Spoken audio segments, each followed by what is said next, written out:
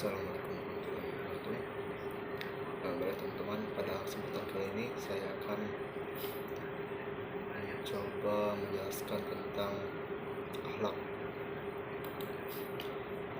Akhlak sendiri berasal dari bahasa Arab, dari kata khuluq yang berarti tingkah laku,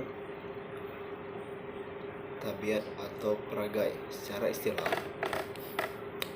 akhlak dan biasanya akhlak yaitu sifat yang dimiliki seseorang telah melekat dan biasanya akan tercermin dari perilaku orang tersebut.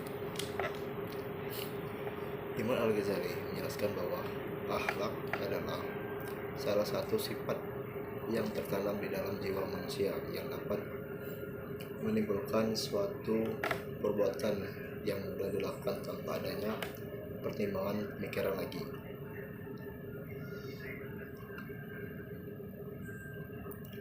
Akhlak sendiri terbagi menjadi dua macam, ya. Yang pertama, akhlak terpuji atau akhlakul mahmudah.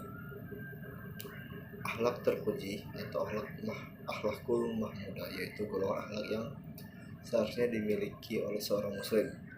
Akhlakul mahmudah meliputi sifat sabar, jujur, rendah hati, dermawan, sopan, gigih, rela berkorban, adil, bijaksana, lembut, dan santun. Yang kedua, akhlak tercela atau akhlakul mazmumah. Akhlak tercela atau akhlakul mazmumah yaitu golongan akhlak yang tindakan buruk yang harus dihindari oleh setiap manusia.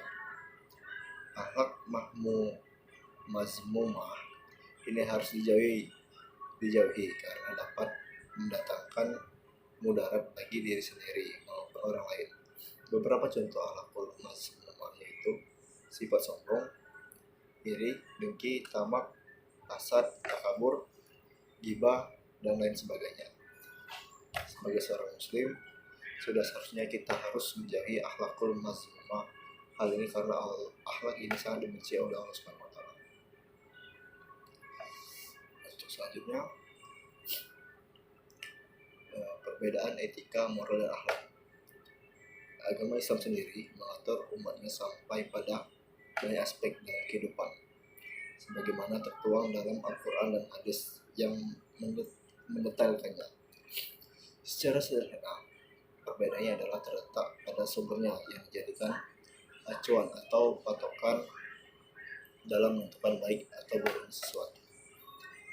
Pada etika, penilaian baik buruk didasari oleh pendapat akal pikiran.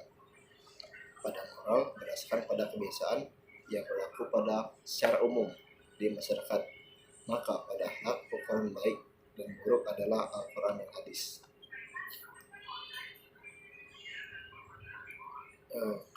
Yang selanjutnya, kedudukan akhlak dalam agama Islam.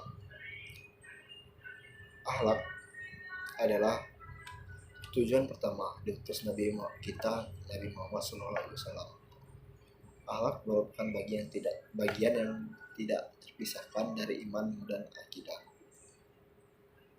Akhlak berkaitan dengan hampir seluruh ibadah.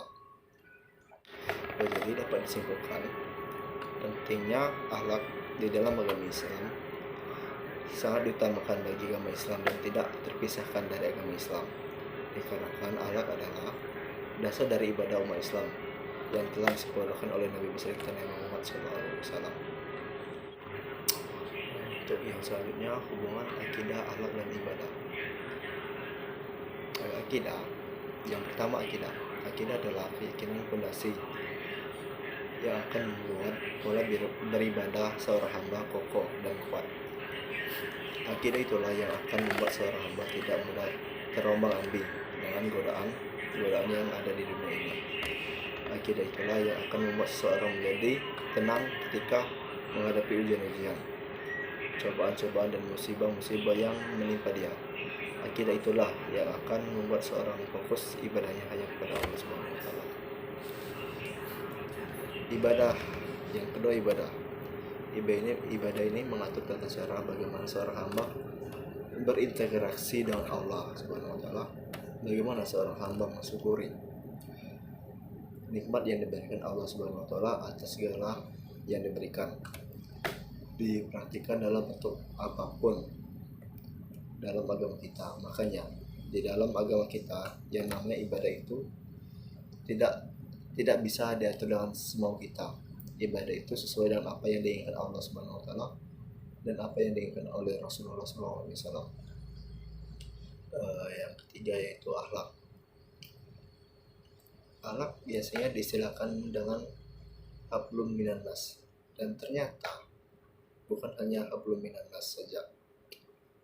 Bagaimana kita mau berhubungan dengan manusia dan bagaimana kita berhubungan dengan bangsa-bangsa lain selain manusia yang hidup bersama kita di dunia ini, misalnya jin, hewan, tumbuhan, atau malaikat. Jadi dapat disimpulkan, akidah, ibadah, dan akhlak saling mengisi satu sama lain dan tidak bisa dipisahkan dari ajaran agama Islam. Baiklah, sekian dari penyampaian singkat saya mengenai akhlak. Semoga bermanfaat. Wassalamualaikum warahmatullahi wabarakatuh.